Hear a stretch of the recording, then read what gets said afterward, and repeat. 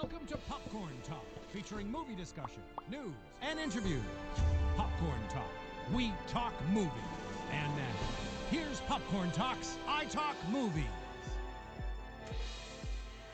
Yes. Hey guys, welcome back to Popcorn Talk's iTalk. I am here with Bianca Bethune from Bad Boys for Life, and I am so excited to be here with you today. Thank How you for having feeling? me. I'm so good. This tea is amazing. Thank you so much. We aim to please. Thank you for it. I appreciate it. Also, hopefully you'll share some tea throughout this interview. I see how you put that in there. That was nice. I gotta try. But before we jump into Bad Boys for Life, we have to go back to where it all started for you. Yeah. We have to talk about Bad Boys 2. Please. Now, what was your audition process like for Bad Boys 2, if you remember? Yeah. Oh, no, I remember. It was my first acting audition ever. It was probably about 3 or 4 auditions in like a 6-month span. Wow. And I remember when, I don't think it was necessarily like FaceTime, but when self-tapes and things like that were really going on, I remember Michael Bay, who was the director of Bad Boys 2, was on speaker and talking to me while I had just finished doing my audition. They put it on tape. So they're like finishing the tape, sending the file, sending it to him. He's watching it, talking to me, giving me notes, doing it again. It's like, bruh, okay, let's do it. And I'm only 11 years old, just like down for the count. But I'm just used to, I'm coming from a dance background, so I'm used to adults. I'm used to, you know, a discipline and a challenge. So in a way, I was like, cool, you got to run it again? Let's run it. Like, what's up? And then my mom told me I booked it. I missed 2 weeks of school. I'm in Miami shooting, you know, a blockbuster film, and here I am. I mean, here you are. Yeah. Because, and like you said, I just found out you were 11, playing 15. Yeah, I was a much tall little lady at a young age. I mean, it worked for you. Heck yeah. It worked to your benefit in this case, definitely. All the way. Yeah, I definitely play high school, college students till this day. And that's why no one knows my age. Well, since Bad Boys 2 is where everyone was introduced to you, Yeah. what was it like? You're working alongside Martin Lawrence, Will Smith, Gabrielle Union, Teresa Randall. Mm-hmm. What was that for you, being 11, surrounded by, I'm sure, people you grew up watching on TV maybe. Yeah. And now you're working with them for 2 weeks in Miami, like living a dream. I mean, for me, because I was trying to learn the craft and just be in the environment of it, I kind of was the fly on the wall. Learning before I left, I made sure I got a acting coach from Will Smith to refer me to, because I was living in New Jersey at the time. So I asked him for an acting coach in New York, and she was not trying to see me. She was like, I'm not teaching kids. I said, just have a meeting with me. Just do that. You don't even have to just get me there. And I sat with her, my little 11, 12-year-old behind, was like, look, lady, this is what we're going to do. You're going to teach me the ropes. And yeah, I ended up being accepted, and I was literally her little assistant, just learning everything about the craft and really taking a hold of it so that then I could have more respect for it, as I did with dance. With acting, it was my first audition, so it's kind of like, you know. Like, I got this, but I did not want to come with that approach, because that's not my lifestyle. That's not how I move.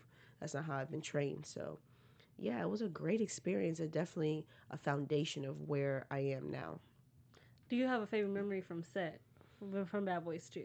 Oh, yeah, it's definitely that with the date when Reggie came to the door, because a lot of people don't know, Martin and Will had an interview recently, and they spoke about it, but that the boy Dennis, or who he plays Reggie, he was not an actor. They found him at a YMCA, and they were looking for 6-foot, 15-year-olds that played basketball. That was it. So he booked it, and during that particular scene, they wanted him to be in fear, like full fear. I mean, that whole scene is hilarious. So they told Will and Martin to just continue being like that, even when the director said cut. Wow. So there's moments where you see Will popping off at the mouth, swinging the gun around, got the bottle in the hand, talking crazy, like, mess up on the lines again. go ahead, let me see you. Like, just whatever, just to stress him out so that you could see his Adam's apple going up and down because they were really talking to him wild. So knowing that and seeing it and then looking back at it, it's like, okay, that's one for the books for sure. That was a great experience. Did you get any advice from them about your acting or even just generally in life that has helped you to, where you are now? Yeah, I think it's that longevity and being persistent. I feel like if Will didn't see that light in me, I think he wouldn't have told me of the acting coach that I had gone to, because that woman stripped me down and brought me back up in a way where it's like, okay, yeah, you can be a pretty face, but are you really trying to have that longevity and be that vessel to tell stories, or you just want to pop in and pop out and be that little 15 minutes of fame? So I was very grateful to, you know, get that kind of key to continue, because if he sent me to anybody else, who knows the type of actor I could have been. And that just kept me pushing, kept me going, and really honing my craft and saying, okay, I got to study my lines, I got to break down my scene, versus just saying, okay, well, what are we talking about in this little scene? Let me just do it quick. I really take it wholeheartedly. So yeah. Now, because you're a dancer, and I'm assuming not that you didn't watch a lot of TV maybe growing up or movies, was there anybody in the entertainment industry that you were inspired by? Yeah, definitely. I say Zoe Saldana. I love her growth. I mean, I used to watch her on that movie Center Stage, and she did that other movie with Britney Spears where she was playing Crossroads, her. which is one of my favorite. Like, that's such an underrated film. Yeah, and so just seeing her growth going from that to all the other projects, and now you on the top three, biggest franchise movies. You want Doritos bags, sis. Like, that's the type of, path I want to go on. Halle Berry, Taraji, Meryl Streep, just anyone who has growth and range. I'm like, yeah, I want that. That's the type of roles, the type of person I want to be. I've done short films where I play a recovering heroin addict. I've, been in crazy fights in movies and especially in shows. So I know what I'm capable of, and I really want the world to see that. Well, I mean, you returned from Bad Boys Yes. for life. Now, Bad Boys 3 has been something we've waited for, not patiently as audience members, for like 15 years. We've been banging, trying to make noise because we wanted this to happen. Yeah. And personally, I think it exceeded everybody's expectations. Not only because of that, but it's also the biggest grossing movie in the franchise of Bad Boys, which is just amazing. Yes. And also just shows that there is still more. We still have a story to tell. It's not over. But Say that. It's not over because also Bad Boys 4 is in the works now. Right. So, question for you before we really dive into Bad Boys. For Bad Boys 4, for Megan to come back, what does she do? I always want to know, does Megan have a career? Because obviously right now she's a mother and a wife. Yes. We haven't really delved into where Megan is actually in her life besides those two things. So that's what I'm manifesting, is to maybe be under my father's wing and train under him. I have Gabrielle Union. She has her show, but it's still based off her character. Yeah. So I would love to train under my dad. I don't see why not. I feel like there could be some type of fight within our family that makes us want to come together and really, catch these bad guys or whatever. And all of a sudden now I've got this rah-rah, they took the baby, something happens where it creates this fight in me that wants to, get that guy by any means necessary. And I actually did an episode of Rosewood where I played an agent. So I'm definitely used to gun work. I've trained on my own, taking classes. So Adil and Bilal, say hey. Now, Bad Boys 2, we're taking place literally like 15, 20 years from where we left off in Bad Boys 2. Yeah. And, opening scene is a car chase, but obviously it's not the way we expected because you're in labor. Help me. You had a baby. Yes. Little Marcus. Yes. And Reggie is still around. And for me, I'm not going to say I was shocked, but I was like, okay, Reggie's still here. Loyal, I mean, I appreciate that, but this is a two-part question for you. Okay. As Megan, why do you feel like you fell so, you fell in love with him? What was it that kept him around for you for all these years since we last saw you on, that first date? Yeah. And then as Bianca, answer, is Reggie someone you would have picked for Megan? Ooh, no, you didn't. I tried. Trying to get me in trouble. I would say, firstly, what kept him around would probably be Martin, and Will. They were firm believers of, okay, you want to date her, do right by her. Okay, you want to be here, do this. You want to continue, do that. I think they continued to check him to keep him on his toes. If you want to date me, you have to do X, Y, and Z, and continue doing X, Y, and Z. There was definitely lines where Martin said to him, he said, now you have to make an honest woman out of my daughter, and that's the truth. You want to have me a baby? Put a ring on it. So I think that's what kept us. For Bianca to Megan, I don't see why not. I mean, I'm the type of person, I love. I feel like first love, high school sweetheart, that's a thing. Yes. I've definitely have friends that have been together for years off just that type of one-time encounter. So why not? Let's be in love for the first time. I say yeah. And he's a serviceman. He was in his just clean. And I was like, okay, so suited. He was suited and booted. That's it. I love that aspect. Before, obviously, what happens to Will Smith's character? Yes. He gets shot multiple times. Yes.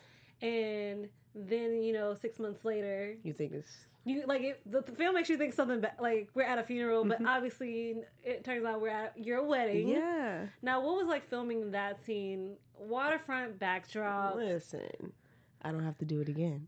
Never in my life, in real life, or a waterfront is not like where your wedding is going to take place. It was beautiful. I mean,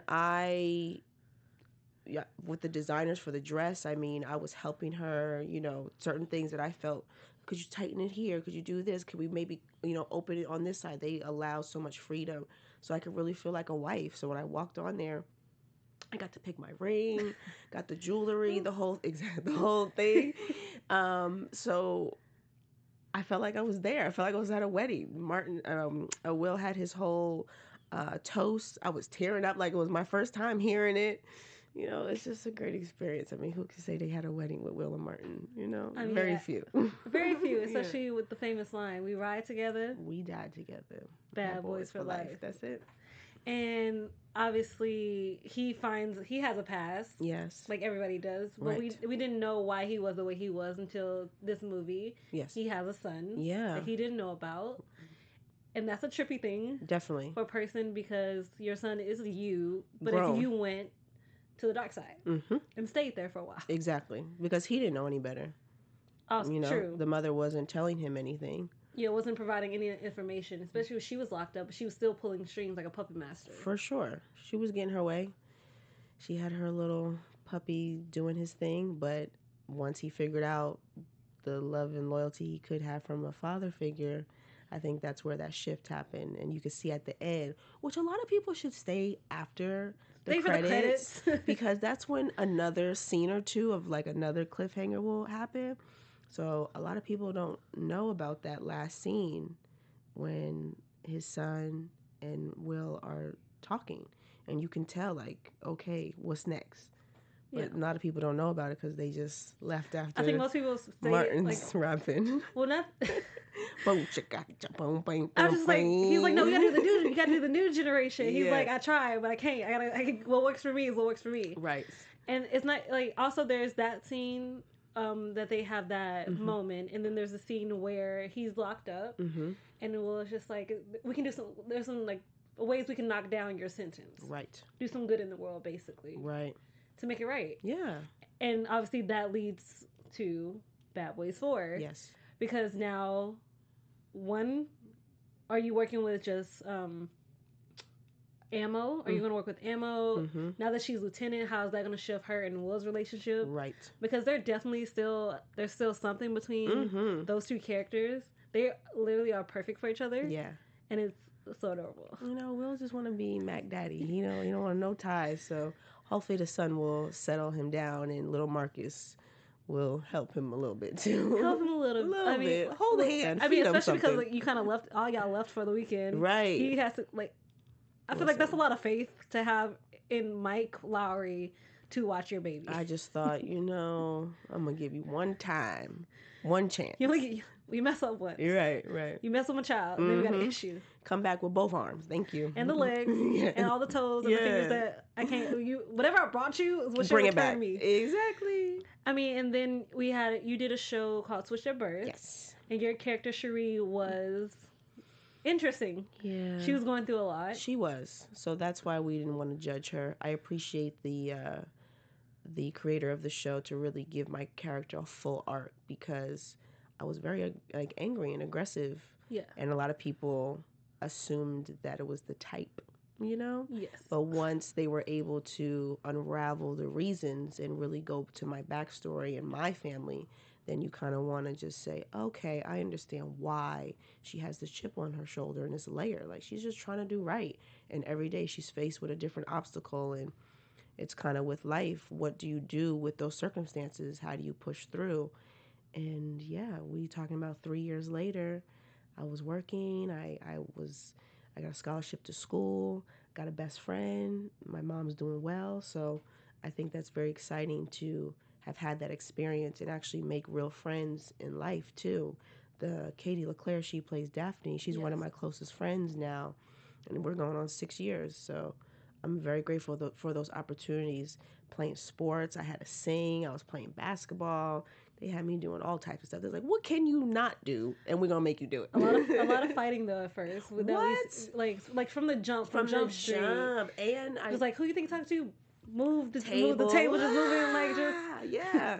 Katie and I, we definitely had a scene. I don't know the particular topic, but it was something that I was not okay with. And she was supposed to, basically I was supposed to like grab her and push her up onto the lockers. And it was like a trust thing. Let's do it. Let's go all the way. And they said cut, and I felt this little draft on my cheek. And I kind of like went to wipe it. Blood just dripping down my finger. Cut my face open. I'm like, okay, it's fine, whatever. Had to just put the little clear glue tape on there and go right back into it. But that's the type of stuff I love to do. I want to be able to have that bond with that person and say, let's get this done. Let's really tell this story by any means necessary and know that I have you, and vice versa. I mean, definitely, because especially in people of color, I think even before Switched at Birth, it wasn't exactly normal to see a person of color deal with mental health issues on TV. Right. And then obviously shows now like Good Trouble and This Is Us is really bringing that more to the forefront. Yes. But what was it like for you to experience this journey as Cherie? And then how did you feel about the narrative that was being told? Yeah, it was therapeutic. I mean, they wrote that character as I was growing as well. So we're having lunch, we're having meetings, and I'm kind of bringing things to the forefront as well, because I'm here with her, I'm developing her and experiencing things together with her. And I think when we had that episode Occupy Truth and they were highlighting all the Black characters, that's when it really hit home, because you talk to somebody and you assume that they know, and they really don't, And there was a scene where I'm talking to Katie, and she's like, "I don't understand why you would be upset." And I'm like, "Sis, baby, this ain't okay. Like, it's not." And the fact that we have to literally put things in perspective for somebody else to understand, that just shows our knowledge for things are just so different. Maybe the way she was brought up, or maybe she just doesn't know. And it's just sad that we kind of have to go through these experiences to learn versus just having conversation. For your character, I always found was interesting was also the fact that you didn't care the fact that Daphne's character was deaf. No. You never cared. That wasn't even your issue. Mm-mm. And I love that so much about your character. Like, thank you. And I love the fact that the show brought so much awareness to the deaf community. Yes, Marley Matten, all of them. I went to the creator after maybe a few episodes, because I was supposed to be a possibly recurring role. It wasn't guaranteed. And once they kept me, we had a winter break. And I, like I said, was friends with Katie. I said, "Katie, when we get our next script, would you mind, teaching me some of the sign language, just a couple words, and let's pitch it to Lizzie, who's the creator." And sure enough, Katie was fine, trusted me again. And we went and just did one simple scene. I wasn't doing nothing like full on sign, like just a thank you and like, just quick little moments. I can do that. Like, there we go. Yeah. Without it showing I was trying too hard, but just showing that we as our characters, we as our friendship that we're bonding, it's real. Because once you start hanging out with somebody, you start catching little mannerisms, little sayings, little slang. So why not give the respect of, girl, I got to talk to you. So I'll sign a couple of things. I had to start speaking in a way where I knew she was reading my lips. So I could talk to you like this, but if I'm talking to Katie's character, I have to look towards the side so she can read my lips. So it's little things like that that I paid attention to, not only as the character, but learning about the deaf community. You know, so many people see someone that's deaf and they're like, oh, somebody else got to figure it out, or I'm going to write it down. It's like, no, just talk a little slower. Yeah. Look at them in their eyes, point at that thing that you're speaking about, and let's keep it going. You know, why should I have to exclude you because we have some type of difference? Let's figure out a common ground so I can still communicate with you. I love that. Like that happens to me. Like at work, we have a deaf lady that comes in all the time. She always specifically comes to me. One, because I can actually understand what she's saying. I can't always respond in the ASL, but I understand at least where you're coming from. Yeah, you care to try. You know. And she's so nice, and I just don't understand people when they treat deaf people a certain way. Like I said, disability. Like they're still human. Bye. What happened to empathy? What happened to compassion? That's what we're supposed to be as humans, right? That's right. When did we lose focus of that? People are selfish. Social media went wild. I mean, facts. But what would you say besides, your friendship with Katie? What was your biggest learning that you took away from working on Switched at Birth, even as an actress, and what you took into your own personal life? Definitely.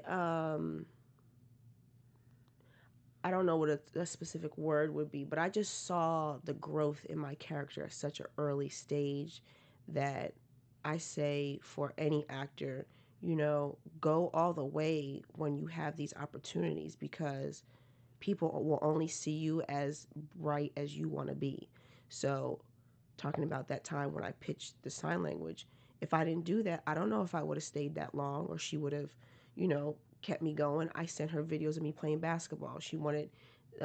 Lizzie wanted me to play field hockey, so I trained outside separate classes so I could be the best when I got to set. So it's like, I feel like all of us should really take whole heart of the responsibility of these characters and what they do. You get booked for something and they have to be a tap dancer. You better go to class and go buy some tap shoes and, pretty much. and Especially if you put it on as a special skill, I'm just saying. Write it down, But let's just be open to expanding your skill set, never judging a character, because no, I haven't dealt with, especially like my mother being in that, bipolar disorder, or any type of mental health. I've never dealt with that personally, but how can I judge her?